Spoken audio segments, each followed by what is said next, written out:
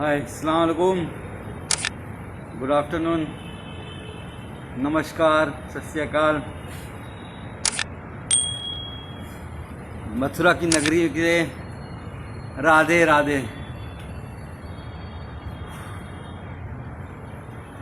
आठ महीने का टॉर्चर।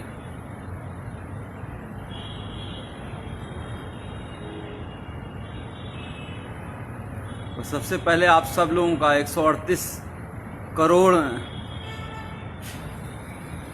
भारतीयों का, अपने देशवासियों का मैं शुक्रिया अदा करना चाहूँगा, धन्यवाद अदा करना चाहूँगा, जिन्होंने मेरे लिए सोशल मीडिया पे हो, चाहे दुआएं मांगी हों, चाहे प्रार्थना की हो, चाहे मंदिर गए हों, गुरुद्वारा गए हों, मस्जिदों में, चर्च में, हर जगह जहाँ से इतनी दुआएं मेरे लिए हुई हैं, मैं सोच भी नहीं सकता था कि लोग मुझे इतना चाहते हैं। आप सबका बहुत बहुत शुक्रिया। वरना तो इस बार जेल में इतनी, मतलब 5 दिन तक मुझे खाना तक नहीं दिया गया।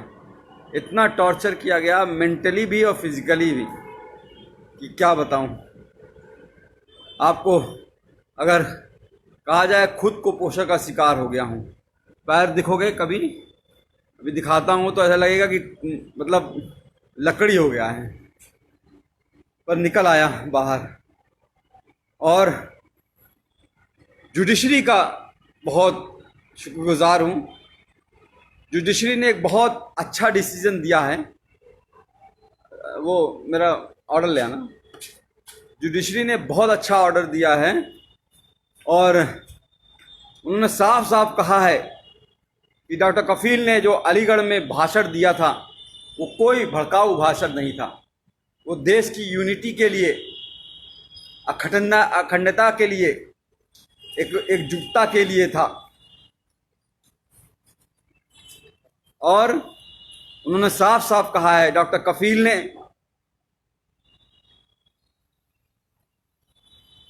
हेल्थ पे बात की है, एम्प्लॉयमेंट पे बात की है, एजुकेशन पे बात की है, रोटी कपड़ा मकान पे बात की है। हाँ, ज़रूर एनटीसीए के खिलाफ बोला है, एनआरसी के खिलाफ बोला है, पर यह भी कहा है कि जो भी प्रोटेस्ट हो, गांधी जी के अहिंसा के, सद्भावना के साथ होना चाहिए। कोई हिंसा नहीं होनी चाहिए। सबसे मिलकर, भाईचारे के साथ मिलकर सबको साथ आना चाहिए। फिर भी उसके बाद जिस तरह से मुझे टॉर्चर किया गया, मुंबई एयरपोर्ट से पकड़ के 48 घंटे तक इंटरोगेट किया गया। एसटीएफ की टीम ने ऐसे ऐसे सवाल पूछे, अरे आपने तो कोई पाउडर बना लिया है जिससे करोड़ों इंडियन मर जाएंगे। मैंने कहा, भैया मैं डॉक्टर हूँ बच्चों का, मैं कहाँ से पाउडर बना लूँगा। कोरोना की बात कर रहे हैं क्या? तो आप चाइना से पूछिए। आप सरकार गिरा रहना चाहते हैं, हमारे पास फ़ोन रिकॉर्डिंग, हमने कहा लाइए सुना दीजिए, एक भी सबूत आपके पास हो तो। मैं कोई पॉलिटिशियन तो हूँ नहीं। आप जापान गए थे, मैंने कहा हाँ, पाकिस्तान क्यों नहीं बोल दिया? अरे जापान कैसे, इंडिया से बाहर कैसे जा सकता हूँ जब पासपोर्ट मेरा जुडिशरी के पास जमा है। तो एक तरह से बहुत टॉर्चर किया। फिर जेल में रह के, जेल में ऐसी जगह रखा जहाँ पे 150 कैदी थे। वो 9 महीने का बीआरडी ऑक्सीजन ट्रेजिडी के बाद जो 9 महीने का दर्द था, उसको उससे ज़्यादा, उससे कई गुना, हज़ारों गुना ज़्यादा पतली पानी की तरह दाल, कच्ची रोटियां, वही सुबह शाम खाना है। जीना था। उम्मीद थी कि आप लोगों से दोबारा मिल सकूंगा, मुखातिब हो सकूंगा, आप लोगों से बात कर सकूंगा, और आप सबकी दुआएं काम आई। आज आपके साथ हूँ फिर से दोबारा।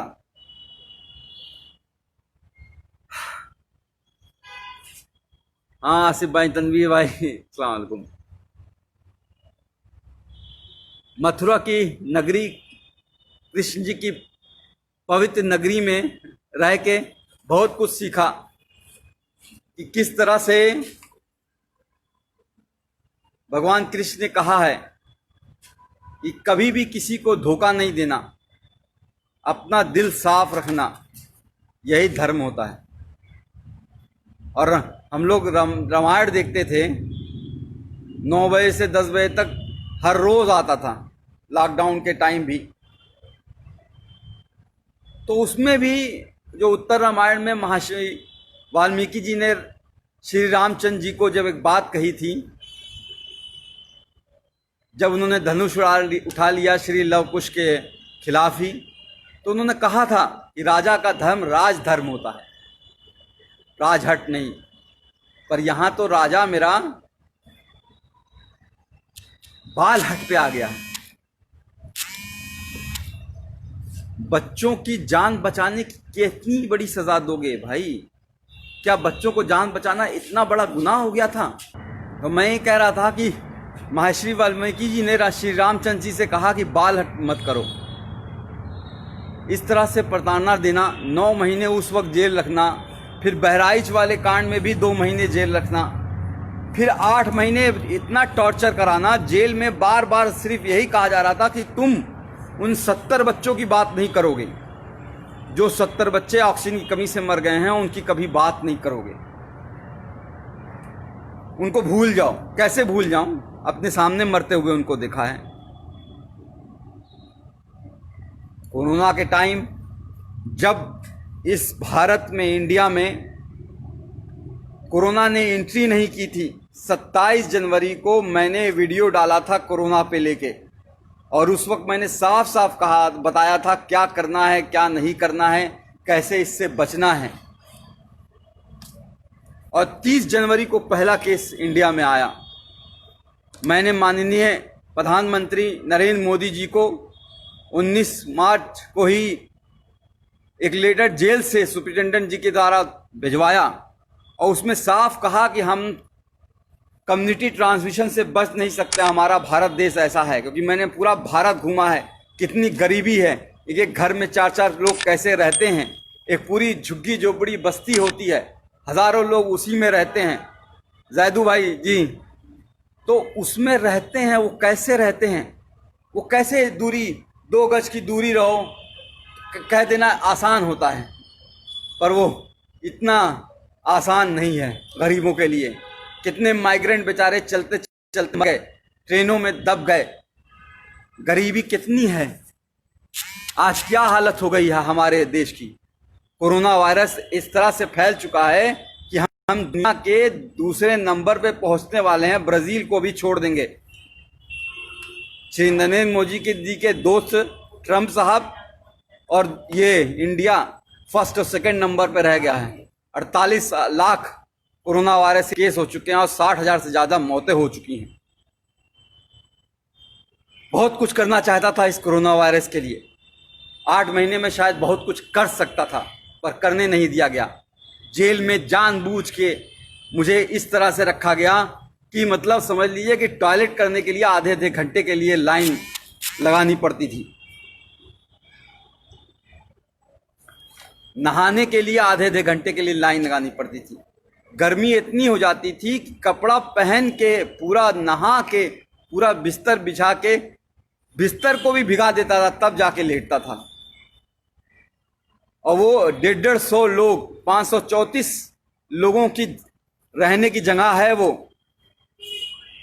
लेकिन 1600 कैदी थे। अब बताइए वहां पे कैसे सोशल डिस्टेंसिंग हो जाएगी? वो ख्वाब था। लोगों की सांसें, लोगों की बदबुआं, लोगों की मतलब पेशाब की महक, और एक टॉयलेट होता था, 150 लोगों के बीच एक टॉयलेट। किस तरह से जिंदगी गुजरी है। और एक बात बता दूं, सिर्फ मैं नहीं सफर किया हूं, पूरी फैमिली को हरास किया है। पूरी फैमिली को जिस तरह से प्रताड़ित किया गया है उसका कोई बयान नहीं है। तो मेरा बच्चा जो 11 महीने का था, जब चल नहीं पाता था तो उसे छोड़ गया था, आज चलता है, दौड़ता है, बोलता है। पिछली बार भी जब बीआरडी में 70 बच्चे मरे थे, और उस वक्त भी बिना बात के झूठ केस में फंसा के जेल भेज दिया गया। और जब 9 महीने बाद हाई कोर्ट ने कहा कि अरे डॉक्टर कफील की कोई गलती नहीं थी, इंक्वायरी रिपोर्ट में आ गया अरे डॉक्टर कफील की कोई गलती नहीं थी। तो भी जब बाहर आया तो मैंने अपनी बच्ची को चलते हुए देखा।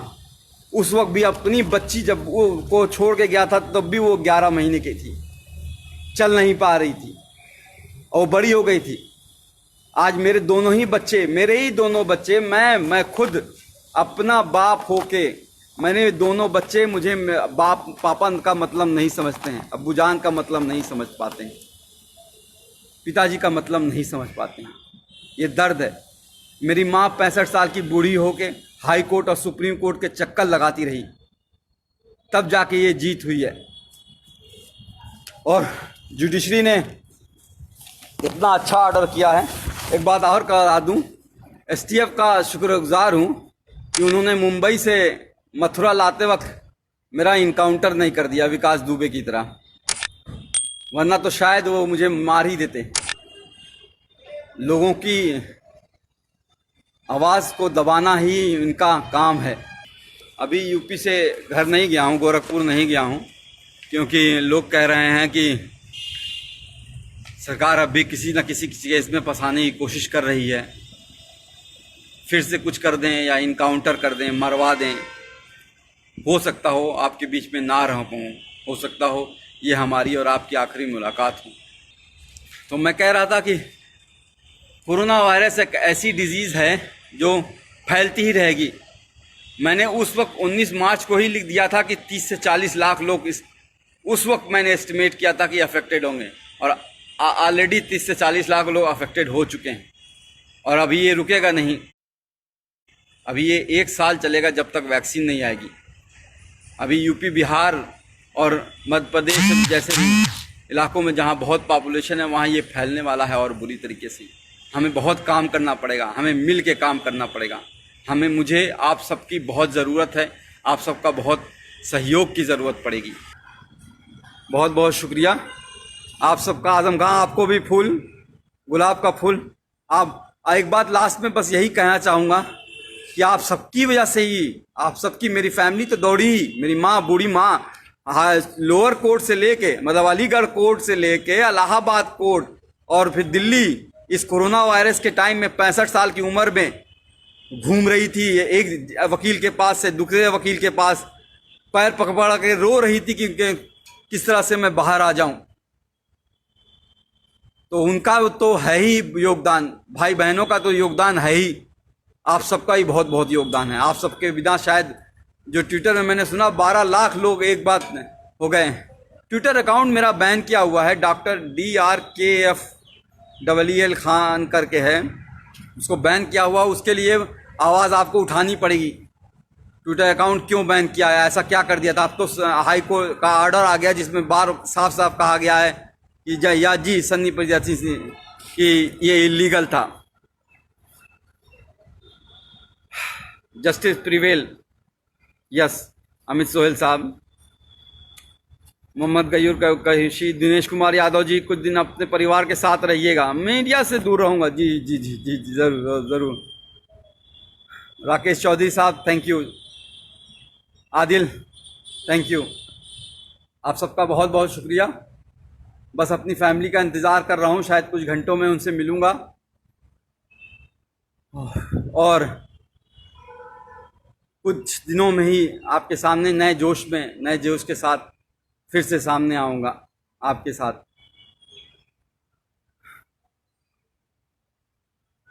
जी मैथ्यू साहब। Mridula how are you? Ubaid, Sanoj Kumar ji, thank you. Doctor Kirti Sinha, Mudassir Khan Ahmad साहब जी, जासिब, इतने सारे गुलाब मत भेजिए भाई। बस नईमुद्दीन साहब, जैसे आप कह रहे हैं कि वैसे ही आप लोगों का साथ चाहिए होगा। हम लोगों को जो मेन बेसिक इशू है, रोटी कपड़ा मकान और स्वास्थ्य और नौकरी और शिक्षा की बात करनी है, उस पर ही हम लोगों को काम करना है कि हर गरीब को, 138 करोड़ भारतीयों को, देशवासियों को उनका अधिकार मिले। चाइना जो है घुसा जा रहा है देश के अंदर, इस तरह से नहीं। हमारे सैनिक पाकिस्तान की सरहदों पे मारे जा रहे हैं रोज, उस तरह से नहीं। सबको मुंहतोड़ जवाब देना है। 200 बेड का हॉस्पिटल स्टार्ट करने जा रहा हूँ, पहला स्टेप है मेरा।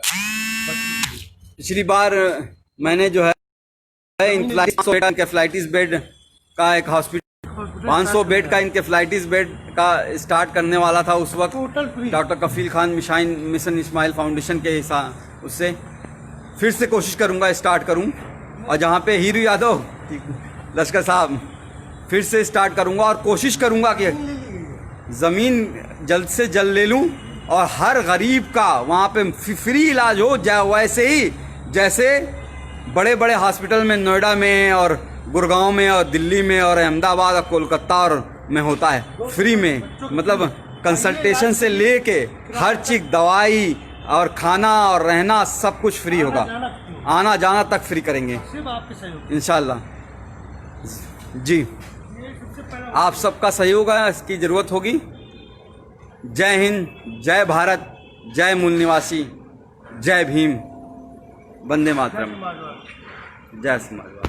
इस चैनल को सब्सक्राइब करें, इस पर दिखने वाले बेल आइकन को प्रेस करें, जिससे आपको मिले इस चैनल पर आने वाली वीडियो सबसे पहले। अगर वीडियो पसंद आई तो लाइक करें और दोस्तों के साथ शेयर करें। Thanks for watching this video.